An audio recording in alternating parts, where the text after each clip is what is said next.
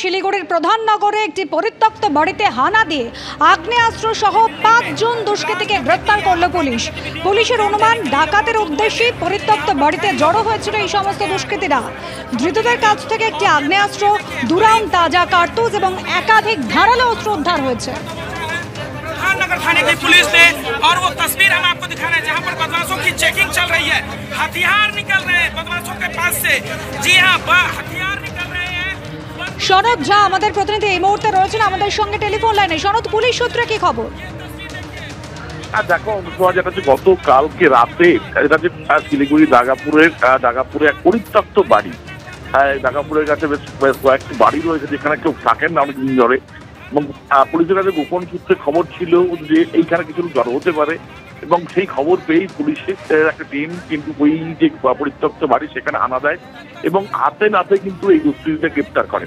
এবং এর মধ্যে প্রায় ৩-৪ জন পালিয়ে যায়, ৫ জনকে হাতে হাত ধরে এবং সেইখান থেকে একটা পাইপ গান এবং 2 রাউন্ড তাজা কার্তুজ উদ্ধার করেছে এবং প্রায় ৮-১০টি ধারালো অস্ত্র এবং রয়েছে, হাসুয়া রয়েছে এবং কুকরি রয়েছে।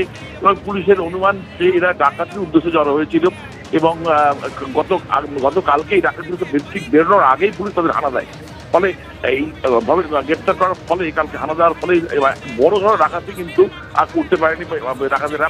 তবে এদের সঙ্গে বিহারের কোনো যোগাযোগ রয়েছে কিনা পুলিশ খতিয়ে দেখছে। এদের 2 জনের বাড়ি রয়েছে আলিপুরদুয়ার এবং 3 জনের বাড়ি, একজনের দার্জিলিং রয়েছে, বাকি 2 জনের বাড়ি খতিয়ে দেখা হচ্ছে। তবে বিহারের সঙ্গে যোগাযোগ রয়েছে কিনা বা ডাকাতি করে পালিয়ে যাওয়ার সম্ভাবনা ছিল কিনা সেটা পুলিশ খতিয়ে দেখছে। ধন্যবাদ শরৎ। মধ্যরাতে ঘুমের মধ্যে আগুন লাগলো বাড়িতে এবং তাতেই পুড়ে মৃত্যু পর্যন্ত হলো।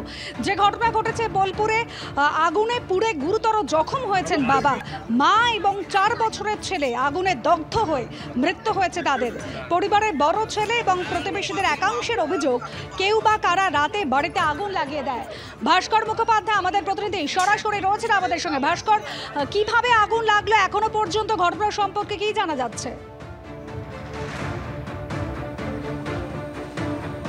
দেখো, এই মুহূর্তে আমরা রয়েছি বোলপুর থানার রজতপুর গ্রামে। ঠিক আমার পিছনে যে বাড়িটি, সেই বাড়িটিতেই গতকাল রাতে অগ্নিকাণ্ডের ঘটনা ঘটে এবং যেটা জানা যাচ্ছে যে পরিবারের সদস্য রূপা বিবি এবং শেখ আব্দুল আলিম, তার যে ছোট বাচ্চা অর্থাৎ 4 বছরের বাচ্চা, তাকে নিয়ে ঘুমাচ্ছিল এবং সেই সময় কোনোভাবে আগুন লাগে এবং সে আগুনের ঘটনায় 3 জনই দগ্ধ হয়।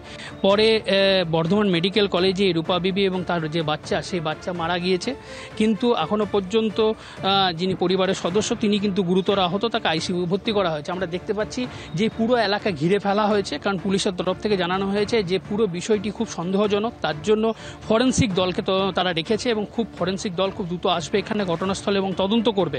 এবং পরিবারের যেটা দাবি হচ্ছে যে গতকাল রাত্রি 12টা নাগাদ যখন পরিবারের 4 সদস্যের মধ্যে বড় ছেলে সে পাশের রুমে ঘুমাচ্ছিল এবং অন্য আরেকটি রুমে এই 3 জন ছিল।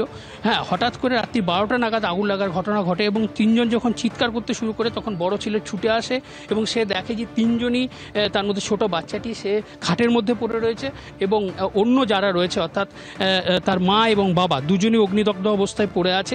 এবং তিনি সেই ছেলেটি সঙ্গে সঙ্গে পাড়ার খবর দেয়, পাড়ার লোকজন আসে, তাদেরকে প্রথমে রেস্কিউ করে এবং সেখান থেকে নিয়ে যাওয়া হয় বোলপুর মহকুমা হাসপাতালে নিয়ে যাওয়ার পর তাকে পরে সেখান থেকে বর্ধমান মেডিকেল কলেজে নিয়ে যাওয়া হয়। এই মুহূর্তে দেখছি পরিবারের লোকজন এখানে বসে রয়েছে এবং এই যেটা ঘটনা অর্থাৎ যে পরিবারের যে জীবিত সদস্য তার দাবি হচ্ছে, তার বক্তব্য হচ্ছে যে তার বাবা মাকে মারা হয়েছে এবং তার অভিযোগ হচ্ছে যে কোনোভাবে হোক যে জানলাটি খোলা ছিল, অর্থাৎ যেহেতু গ্রীষ্মকাল জানলাটি খোলা ছিল, সেই জানলা দিয়ে কোনোভাবে কেরোসিন তেল ঢুকিয়ে তার বাবা মাকে মারা হয়েছে বলে এই অভিযোগ করছেন।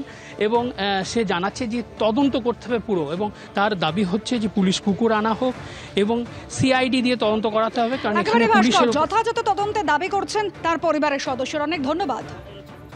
মধ্যরাতে ঘুমের মধ্যে আগুন লাগলো বাড়িতে এবং তাতেই পুড়ে মৃত্যু পর্যন্ত হলো। যে ঘটনা ঘটেছে বোলপুরে, আগুনে পুড়ে গুরুতর জখম হয়েছেন বাবা, মা এবং 4 বছরের ছেলে আগুনে দগ্ধ হয়ে মৃত্যু হয়েছে তাদের। পরিবারের বড় ছেলে এবং প্রতিবেশীদের একাংশের অভিযোগ কেউ বা কারা রাতে বাড়িতে আগুন লাগিয়ে দেয়। আগুনে পুড়ে গুরুতর জখম হয়েছেন বাবা, মা এবং 4 বছরের ছেলে আগুনে দগ্ধ হয়ে মৃত্যু হয়েছে তাদের।